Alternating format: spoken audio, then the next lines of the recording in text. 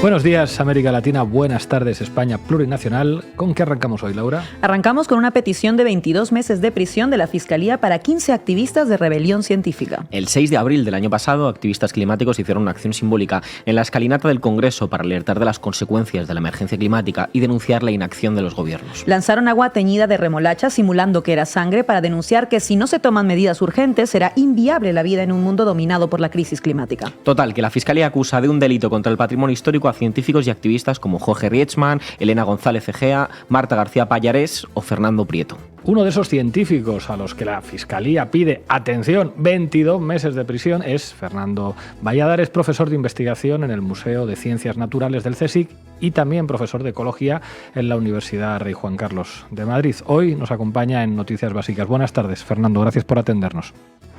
Hola, ¿qué tal? Buenas tardes. Gracias a vosotros por darle un espacio a este tema. Fernando, ¿por qué pensáis que es tan dura la Fiscalía por algo, como una acción simbólica que fue lanzar agua teñida de remolacha en las escalinatas del Congreso? ¿Por qué van con todo? Claro, si hubiéramos tenido unos abogados potentes hubieran mostrado que no teníamos intencionalidad de dañar el patrimonio. Creo que en realidad la razón por la que la Fiscalía va con tanto cargo, que está dentro de la atmósfera de otros países de nuestro entorno, ¿no? Que están radicalizando las sanciones, están llevándolo al nivel de sabotaje, incluso de terrorismo. Estos actos son síntomas de una sociedad enferma que no es capaz de entender y aceptar una cruda realidad como la crisis climática. Rebelión científica, ¿qué medidas creéis que se tendrían que tomar de forma inmediata por parte de los diferentes estados para combatir la situación que estamos viviendo? Bueno, la primera de todas, fundamental, hablar mucho más claro sobre el cambio climático. Vamos a tener una cumbre del clima, la COP28 en Dubái, y está todo lleno de eufemismos, frases hechas, por supuesto greenwashing, hipocresía organizada. Todo eso habría que quitarlo de la mesa. Y, por ejemplo, los estados dejen de subvencionar los combustibles fósiles. Si los gobiernos firmaron mayoritariamente el Acuerdo de París en el 2015, pues es lógico que para reducir las emisiones y la dependencia de los combustibles fósiles haya que dejar de subvencionarlos. Eso, por ejemplo, no se habla en las COPs. Y hablar claro es un requisito básico y los científicos lo tenemos, en el ADN, ¿no? Hablar claro. Otra cosa es que sea difícil ponerlo en práctica, muy bien, pero si no se le dice a la ciudadanía, si no se aborda la tremenda paradoja y contradicción que supone pretender desligarse de los combustibles fósiles y seguir subvencionándolos, mal vamos a resolver el problema. Fernando, muchísimas gracias por atender a Noticias Básicas. Hasta pronto. Hasta pronto. Un abrazo y gracias a vosotros. Bueno, ¿qué más tenemos, Laura? El Partido Popular trató ayer sin éxito de convertir en un asunto de la Unión Europea la ley de amnistía. Fue un debate bronco que duró 2 horas y en el que el Partido Popular trató de convertir a Bruselas en el eco de sus protestas contra el gobierno de Sánchez. Pero la jugada no les salió muy bien. Esto fue lo que dijo el comisario europeo de Justicia. La Comisión mantiene su posición sobre la situación en Cataluña.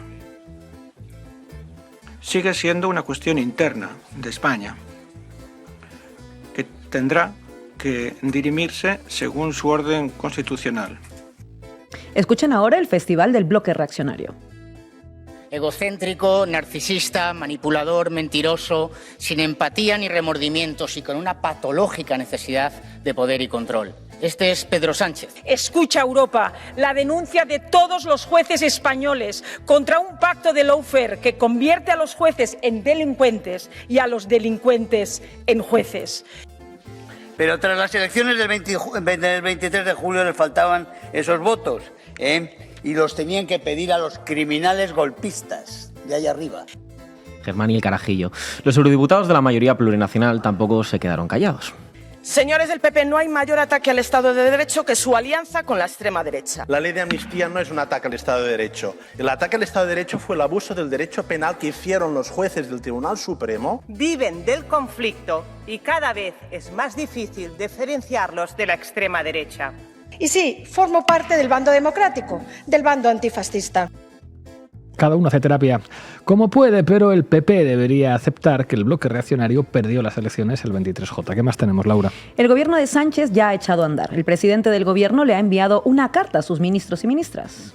No me digas que Sánchez se va ahora a comunicar por carta con sus ministros. Bueno, en realidad, teniendo en cuenta el desmadre de los WhatsApp, que yo eso lo he vivido, y teniendo en cuenta además que al Presi le pusieron Pegasus en el móvil, en realidad lo de las cartas no está tan mal. Igual decide también dar instrucciones a sus ministros con palomas mensajeras. Y no ha sido una carta de amor, sino de deberes. Todas las cartas de amor son deberes. En la carta, Sánchez pide al nuevo gobierno actuar con con unidad. Todos a una, como en Fuente Ovejuna, aunque ahora para la derecha en el gobierno se dice todos a una, Herribatasuna.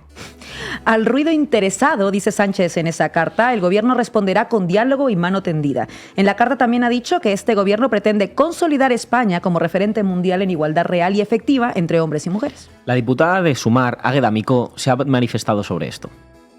Que hay un proceso electoral y se compone un nuevo Congreso, se forma, ¿no?, una investidura con un presidente o presidenta y un gobierno. Por tanto, aquí no se echa a nadie, se conforman nuevas mayorías y nuevos gobiernos, ¿verdad?, con las diferentes sensibilidades políticas y los apoyos de los diferentes partidos políticos. No es nuestro estilo vetar, aquí no se echa nadie, habrá primarias, en fin. Esto es Sumar. ¿Y qué primeras medidas ha tomado el Consejo de Ministros? La primera medida ha sido autorizar al Ministerio de Hacienda a elaborar los presupuestos generales del Estado. Otra primera medida ha sido la de renovar a Álvaro García Ortiz como fiscal general del Estado. Hablando del fiscal general del Estado, la Fiscalía está tratando de frenar al juez García Castellón, que intenta torpedear que se apruebe la ley de amnistía. Después de incluir a un turista francés fallecido por un infarto en la causa contra Puigdemont y Marta Rovira, para así poder acusar a ambos de delitos de terrorismo, el juez instructor de la causa Tsunami Democratic ha pedido a Suiza que localice dónde está Marta Rovira para detenerla y extraditarla a España. Pero el lawfare no existe en España, que es una democracia plena. García Castellón le dice a las autoridades suizas que las manifestaciones en contra de las sentencias del Supremo contra los líderes independentistas estuvieron promovidas por una organización estructurada, jerarquizada y con vocación de permanencia. El juez que sacó a Esperanza Aguirre y a Ignacio González del caso Púnica quiere que Puigdemont y Marta Rovira sean juzgados por terrorismo porque un turista francés falleció en el aeropuerto de Barcelona por un infarto justamente el mismo día en el que había movilizaciones. La realidad supera toda la ficción que cualquier guionista pudiera guionizar, valga la redundancia, sobre el partido judicial español. ¿Qué más tenemos, Laura?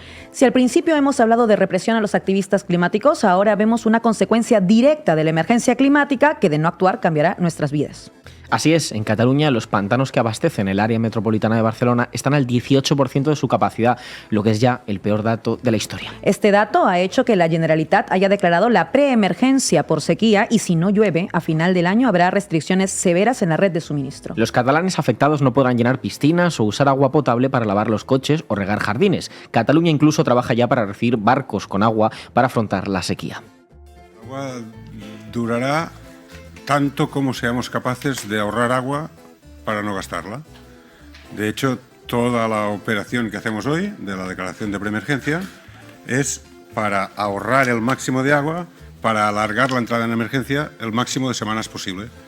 Por lo tanto, en una situación similar se encuentran ya más de 100 municipios andaluces, donde los pantanos de la cuenca del Guadalquivir se encuentran por debajo del 20% de su capacidad. En Cádiz y Jerez, por ejemplo, sus ayuntamientos han tomado medidas. En la capital gaditana se ha bajado la presión de los grifos de la ciudad y se ha autorizado a usar agua de un pozo de la ciudad para limpiar las calles. Bueno, ¿qué más tenemos, Laura? Cuéntanos. Alfonso Guerra estuvo ayer en El Hormiguero. Vean. Esto lo dice un señor del PSOE que censuraron Cuervo Ingenuo de Javier Crae, que hacía humor con el donde digo Diego del PSOE con la OTAN. Le censuraron en televisión española, pero claro, pobrecitos los humoristas, que ya no se pueden reír de los maricones, de los tartamudos, de los enanos, de las mujeres maltratadas.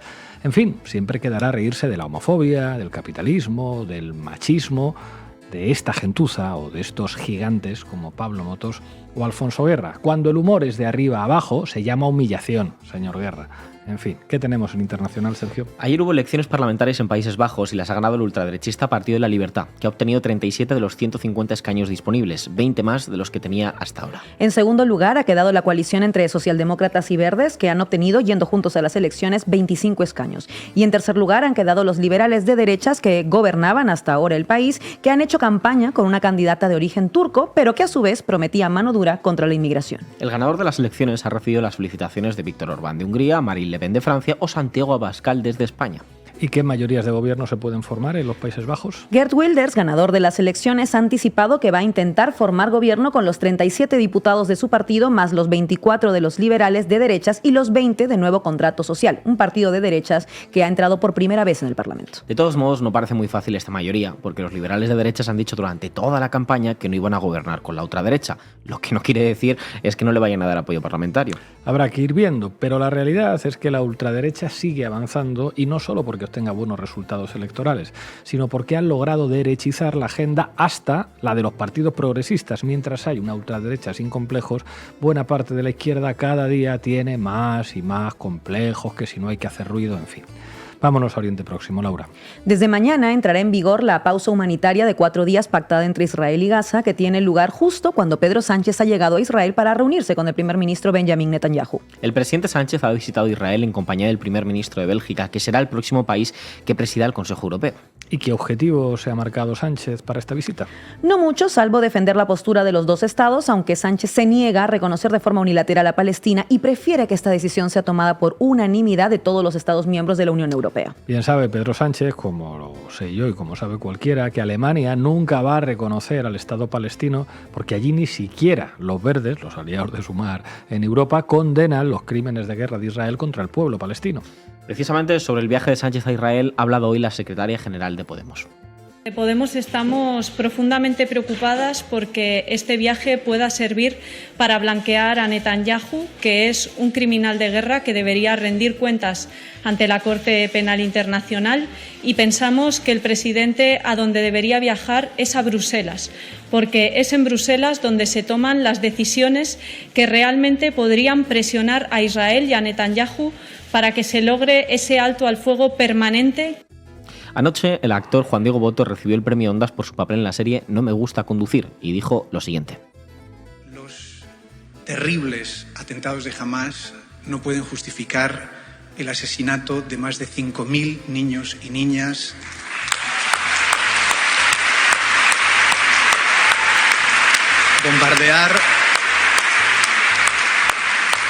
Ni bombardear escuelas, ni bombardear hospitales, ni el desplazamiento forzado de más de 1,5 millones de personas. El mayor horror del siglo pasado en Europa fue la deshumanización de toda una comunidad, la comunidad judía. No cometamos el mismo error con la comunidad palestina. No deshumanicemos a los palestinos. Amnistía Internacional también se ha manifestado en la Embajada de Estados Unidos sobre el genocidio de Israel contra Palestina. Sabemos que Estados Unidos es el principal socio de Israel y por tanto es un actor clave en este conflicto para detener esta masacre, esta crisis humanitaria en Gaza. Además le pedimos a Estados Unidos que detenga el suministro de armas a Israel.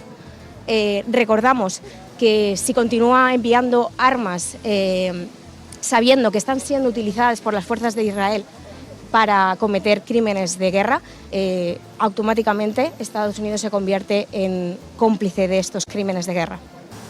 Esta mañana nuestro compañero Valesta Pico ha estado en el tablero y nos ha contado esto. Además, bueno, pues hasta ayer se han estado intensificando los bombardeos en esta zona sur, ¿no?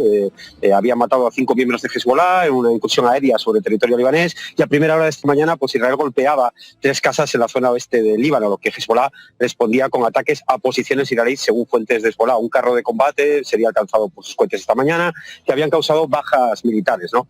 Israel tiene movilizado aquí 100.000 soldados, ¿no?, en esta frontera por la posibilidad de esa escalada de conflicto. Ya hablando de la tregua, pues bueno, pues en Gaza siguen los bombardeos, ¿no? Al menos 180 asesinados en los bombardeos en el barrio de Sabra. Según fuentes de Gaza hay 7.000 personas todavía desaparecidas en lo que va de conflicto, y anoche se ha bombardeado intensamente el Hospital Indonesia y el Kamal, ¿no?, que eran también bombardeados, y que hablamos de, según fuentes de Gaza, 100 muertos, ¿no? Ha sido además detenido el director del hospital del Shifa, ¿no?, que fue detenido ayer, y bueno, pues los militares siguen buscando esas instalaciones con imágenes nada claras de lo que ha pasado, ni de que las bases de Hamás estén en esos hospitales, que era un poco lo que justificaba los ataques a los hospitales. Damos una vez más las gracias a Valesta Pico y a Luigi Carinci por el valiosísimo trabajo que están haciendo muy cerca de Palestina. Vamos ahora con Willy Veleta, que estuvo anoche en el acto Periodistas por Gaza. Más de 1.100 periodistas han firmado el manifiesto por el derecho a informar. Unos 50 periodistas han muerto este mes y medio en Gaza, puede que sean más, que algunos estén bajo los escombros. Un tercio de ellos estaban con su familia, volvían a casa desde el trabajo.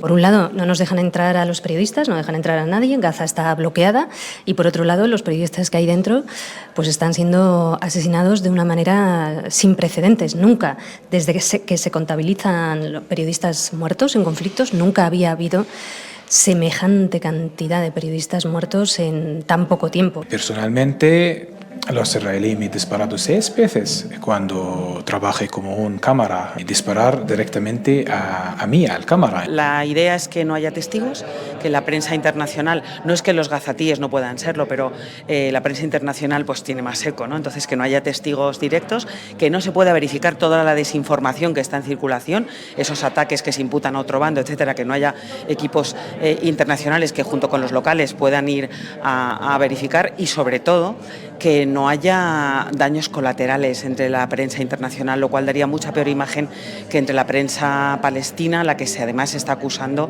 de ser prácticamente terrorista, ¿no? Si él desaparece, digamos, de la zona donde está grabando, pues le amenazan, le hacen llegar amenazas a través de que le van a perseguir a su familia, le van a matar a su familia. ¿Tienes amigos periodistas en Palestina que haya...? Sin lugar a duda, tengo muchísimos. ¿Qué te cuentan? Te cuento, uno de ellos ha perdido en una sola vez 100 personas. Cada bombardeo que veo, cada imagen que veo de gente muerta, de todo lo que está ocurriendo en Gaza, me recuerda a cosas que exactamente igual lo he pasado y lo hemos vivido en Siria. Un periodista sale de su casa, pero no sabe si cuando vuelve va a encontrar su familia o no va a encontrar su familia. Y cuando vuelva a su casa a dormir, se siente culpable porque él sabe también, pueden asesinar a él y a toda su familia. Entonces, tú vives también después de esto la culpabilidad de que fuiste tú el motivo de perder tu familia. No hay líneas rojas para Israel. Y bueno, pues es algo absolutamente muy grave, ¿no? O sea, cuando nuestras hijas e hijos en el futuro nos pregunten, ¿tú dónde estabas? ¿Qué hiciste? ¿Qué dijiste? Bueno, yo creo que debemos estar a la altura, ¿no?, para poder contestarles bien. Eso es todo por hoy, mañana más y ojalá que mejor.